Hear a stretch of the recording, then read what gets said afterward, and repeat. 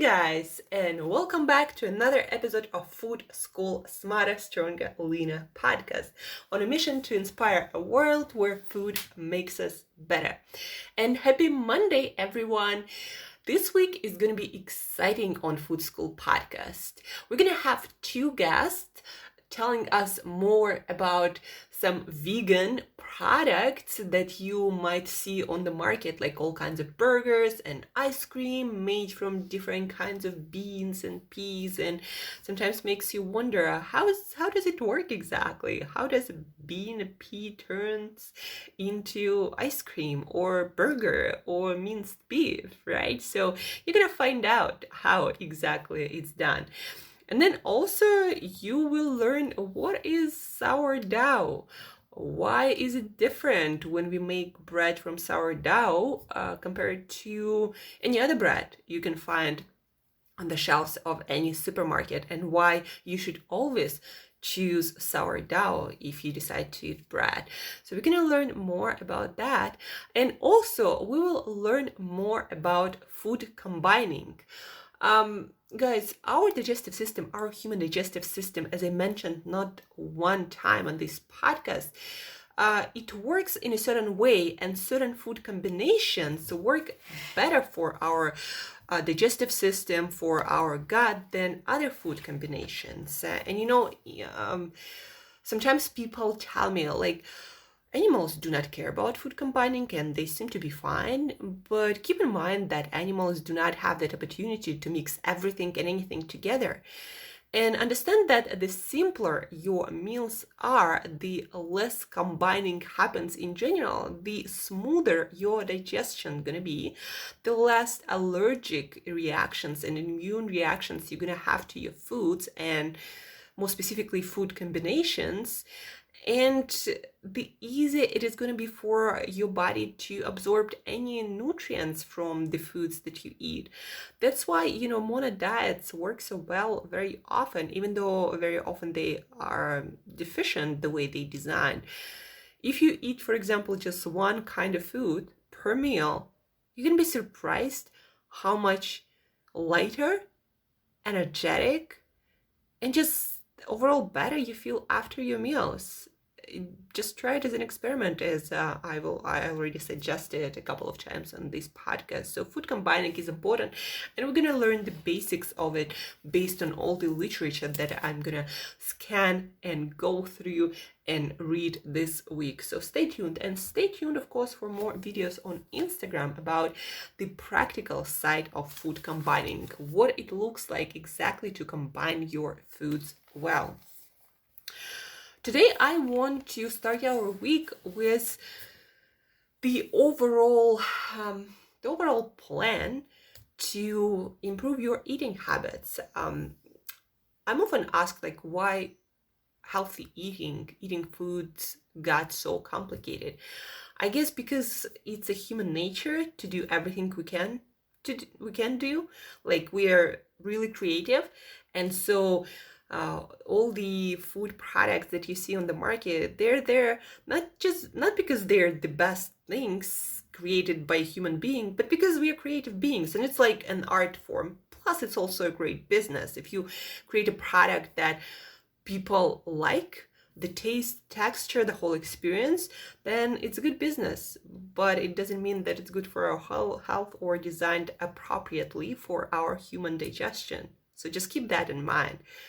And all this complexity, guys, it's just, it seems like it's all complex and there is a lot of stuff to think about, but I always recommend to get back to basics, and basics, as always, are simple, and they've been simple forever, and they're going to be simple.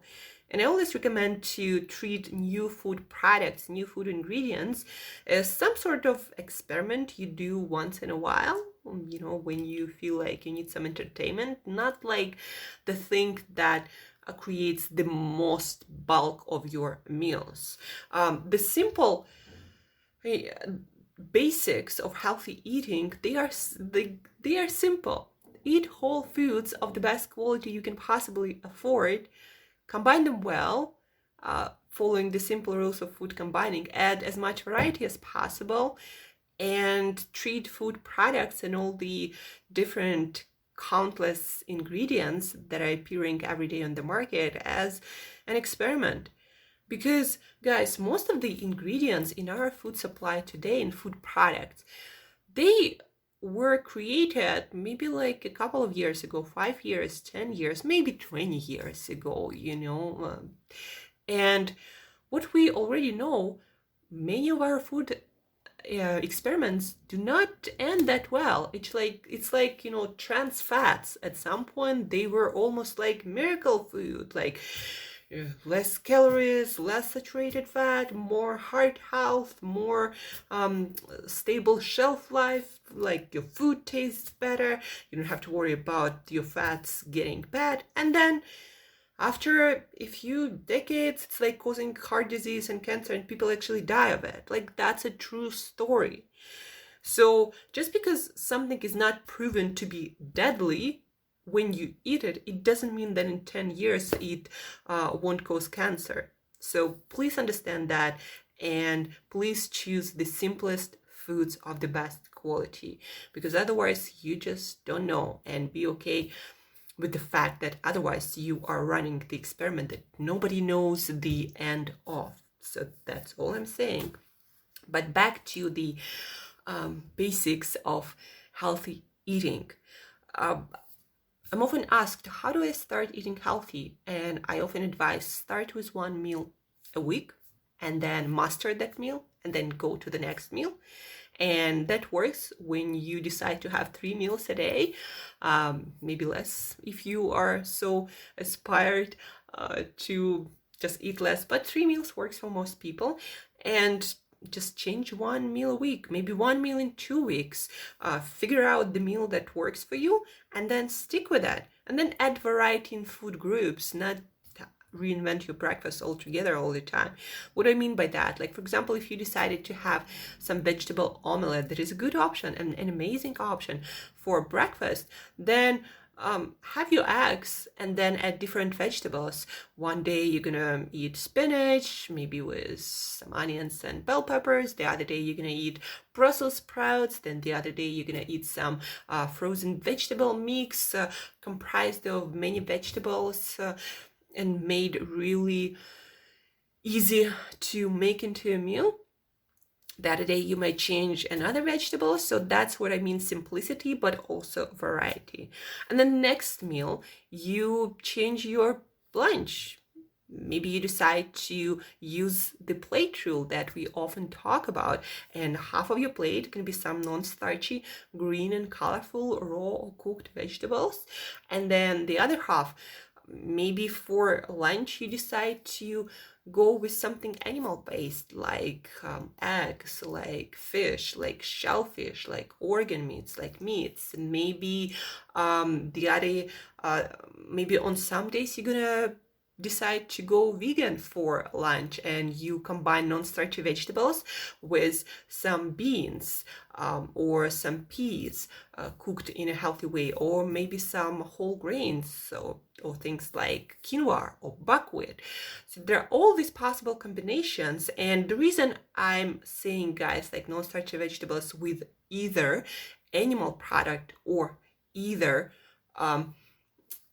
some beans or some whole grains, because combined together they're not really the best for digestion, even though a lot of nutritionists who promote balanced eating, they advise to combine all of that in one meal, actually based on the best food combining science, the science of our digestion, how our digestive system works. That's not exactly the best possible combination, but it will probably work much better than any processed crap.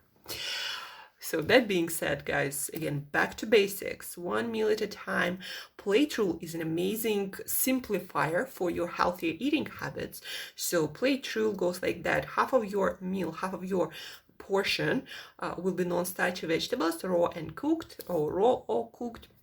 And then the other half, you might add, again, some fish, some eggs, some meat, some organ meats. You might add an avocado and olives. They also combine really well with those foods.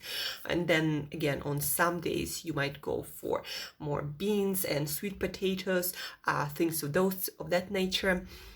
Don't forget that we eat fruit separately. So the best way to eat fruit is first thing in the morning, just because it helps actually your body to get rid of stuff, plus the intracellular water in fruit, plus the fiber. It helps your body to remove the waste that you might have in your colon. And then you wait for an hour and you can start your eating day. By that time, fruit will most probably be digested, because it is digested really fast, and it's not going to cause any problem as it could if you combine it with other foods or eat it after your meals. And so plate rule, great simplifier, right? Half of the plate is non-starchy vegetables, half of the plate either animal products plus additional fats, or some starchy foods, and don't make it too fatty, because starch and fat do not digest really well together. And then take a couple of weeks and figure out your lunches, what you like to have, what kind of vegetables, what kind of other foods.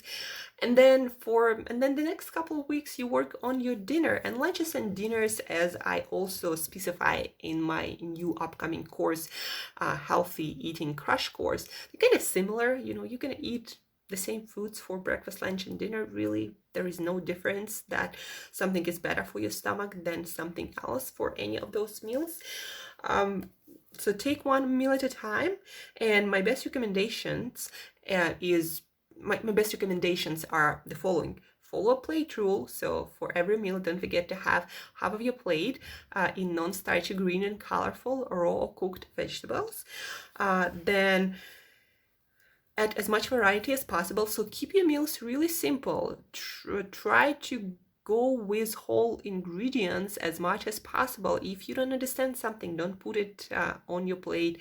Don't put those ingredients in, don't consume products with those ingredients you don't understand. So that's where simplicity comes in. But then add as much variety in food groups as possible. So again, try different vegetables, different meats, different fish, different shellfish. That's where variety comes in, and that's how it combines with simplicity. Stick with well combined foods. So some of the basics of food combining: fruit should be eaten separately. Dairy products, dairy, I would either try to cut it out for at least a period of time to see how you actually do with it, because if you eat it on a daily basis, you might not necessarily feel how much better you could feel if you didn't include it in your daily menu. So try to go without dairy maybe and see how you feel. If you do decide to eat dairy, then dairy is probably best eaten alone, or at least with vegetables. With fruit, not so much. Maybe with berries, like sour berries, but berries, they're mostly not really that sweet, except maybe for cherries. But anyhow, dairy, not too much fruit, especially sweet fruit. Maybe if you're eating something like cheese, maybe vegetables, that might be the best combination. Like for example, broccoli and some cheese like Parmigiano Reggiano or Pecorino Romano, natural cheeses on top of that. That would be probably a great option. Plus, cheese does have a lot of calcium. So anyhow, fruit is separate. Dairy, very difficult ingredients. So vegetables, a little bit of fruit might go well with it. The rest kind of really not really good. Not going to be digested that well, especially if you eat a lot of dairy combined with other foods, because amount also matters. But so fruit, dairy, separately. Then when it comes to your main meals, vegetables, non-starchy vegetables, they combine well together with everything. So non-starchy vegetables with fish or shellfish or meat or organ meats. You can add fatty foods on top of that, like avocados, olives, and similar fruits, nuts, and seeds. If you decide to go with more starchy foods like sweet potatoes, different tubers, different beans and peas and cooked carrots and whole grains like quinoa and buckwheat. Then also stick to non-starchy vegetables as half of your plate, and don't make it too fatty, because starch and too much starch, too much fat, gonna create problems in your stomach. What else? That's probably the basics of food combining there. Like, you don't need to know much really. And again, the simpler your foods are, the simpler your meals are, the less ingredients they have, the easier it is going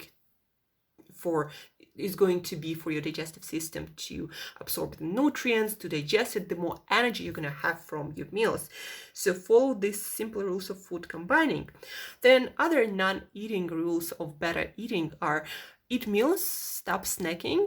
It's proven to be more beneficial according to actual science of human digestion and metabolism, not some bodybuilding website. So 3 meals, breakfast, lunch, dinner, more than enough. No snacks in between. Maybe like water, unsweetened coffee, unsweetened tea. That's what you get in between. Nothing more. Stop eating 2-3 hours before bed to allow your digestion to finish and to allow your body to, especially your brain, to recover properly, instead of still digesting your foods and metabolizing nutrients. So 2-3 hours before bed, stop eating, and keep 14-hour fasting window every day. So basically, if you finish your food by like 7 p.m., then your next meal is at 9 a.m. And between here and then, ideally, you would have nothing but water and herbal teas. Even coffee, when it comes to gut health, is a very questionable item. And most researchers in the area of gut health, they are more conservative, and they would tell you that to maximize gut health and gut well-being and recovery, you probably want to avoid even coffee for that 14-hour window of fasting. And that's what I do. I drink, coffee early in the morning, but by the time I drink it, I'm already like 3 hours since I'm up, and it's already at least 16 hours between my last meal and this coffee. Besides that, I usually drink tea, herbal tea, and water. That's it. And here you go, the basics of healthy eating. And they're simple. What makes the whole thing of healthy eating so complicated is there are too many products, too many theories, but those are theories not proven by centuries and thousands of years of human evolution. Stick with whole foods, have meals, stop snacking, fast and eat, and make your meals simple. And that's basically it. And guys, if you follow it even for a month, you'll be surprised how much better you're gonna feel and look, and your weight loss stuff might go away completely.